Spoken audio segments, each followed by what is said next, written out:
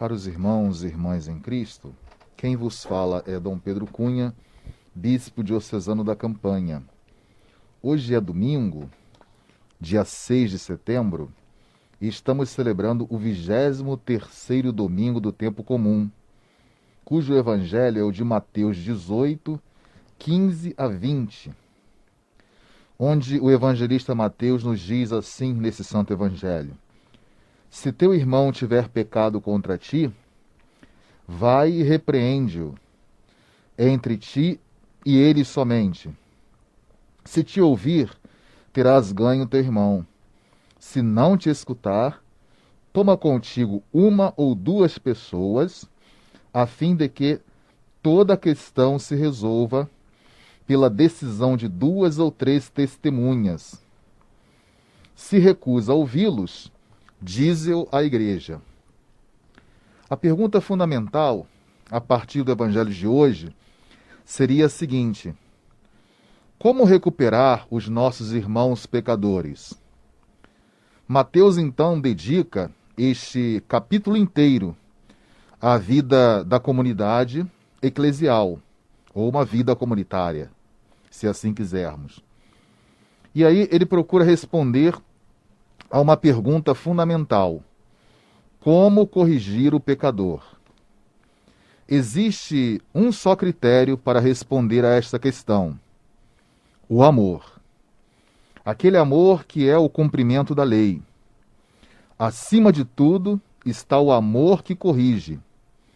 Mateus fala da correção em 3 momentos fundamentais, partindo desse santo evangelho. O primeiro é, antes de lançar a questão a público, vem o diálogo a 2, já recomendado no próprio livro do Levítico, no capítulo 19, versículo 17.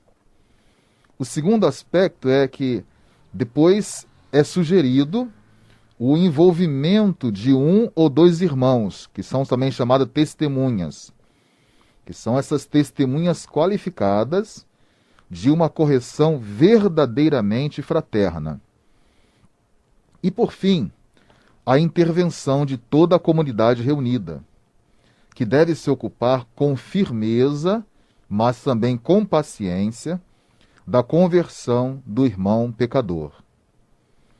Mas se ele não quiser ouvir nem mesmo a comunidade, poderíamos perguntar, então ele deve ser considerado como um pagão ou publicano, ou seja, deve ser desligado da igreja. Então são essas expressões que o próprio Mateus usa, né? Tratado como um pagão ou um publicano. Agora, isso não significa já uma excomunhão. Muitas vezes nós ouvimos esse santo evangelho, essas expressões de Mateus, e já logo pensamos na excomunhão.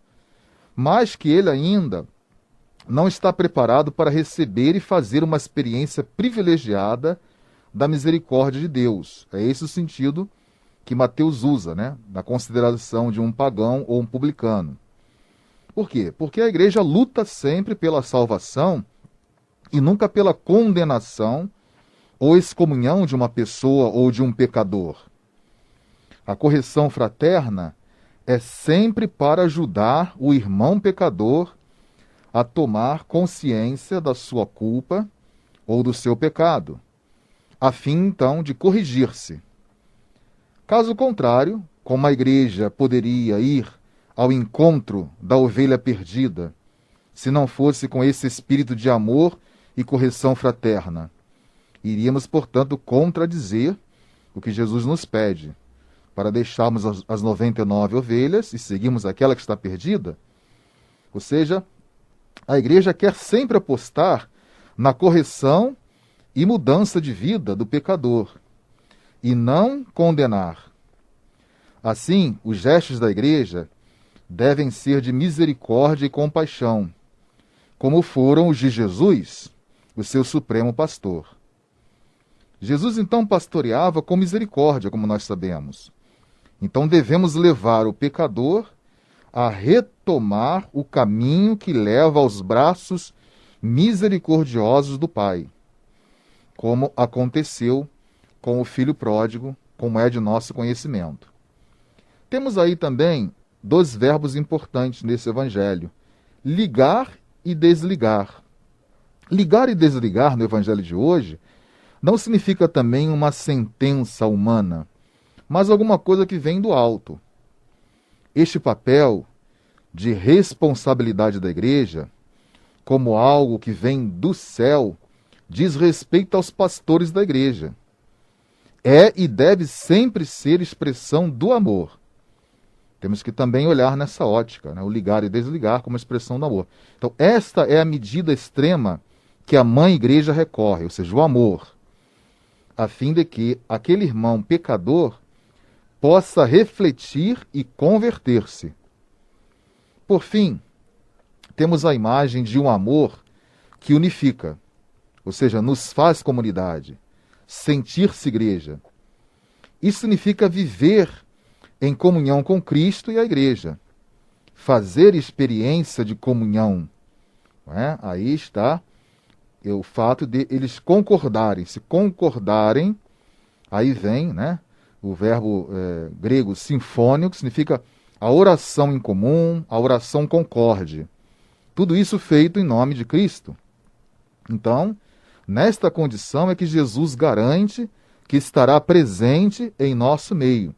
E eu estarei presente no meio deles, diz aí o final do Santo Evangelho de hoje. Então, para sintetizar a mensagem do Evangelho de hoje, podemos dizer três coisas também fundamentais. Primeiro, que não existe fraternidade cristã sem correção fraterna. Porque a firmeza e a própria franqueza no que tange ao pecador deve sempre ser dosadas com uma pitada de docilidade e paciência. Um outro aspecto importante, a partir da mensagem do Evangelho de hoje, é que não existe também fraternidade cristã sem a condução ou guia dos pastores, que são testemunhas da unidade e ministros da reconciliação. Ou ainda podemos dizer, são os pastores da misericórdia, ou pastores misericordiosos. Então, na igreja, a correção fraterna é necessária, mas não é suficiente. É necessário também a correção paterna. Os pastores corrigem com misericórdia, apontando a estrada certa a seguir. O nosso ministério não é da sentença condenatória ou da desgraça, mas é um carisma, uma graça que acolhe, abraça, beija, corrige, mas também faz a festa para o pecador que retorna para o seio do Pai e da Igreja. E por último, não existe uma fraternidade cristã sem um amor recíproco e a oração concorde. Aí a expressão da comunhão, né? Igreja, comunhão e participação, como nos lembra a Lumen Gentium. Somente assim, Cristo estará presente em nosso meio. Portanto, vivamos a fraternidade, a comunhão e a misericórdia para sermos verdadeiras testemunhas de Cristo e vivermos como uma autêntica igreja. Louvado seja nosso Senhor Jesus Cristo, para sempre seja louvado. O Senhor esteja convosco, Ele está no meio de nós. Por intercessão da Virgem do Carmo e dos nossos beatos Padre Victor e Inha Chica, abençoe-vos o Deus Todo-Poderoso, Pai e Filho e Espírito Santo. Tenham todos um abençoado domingo.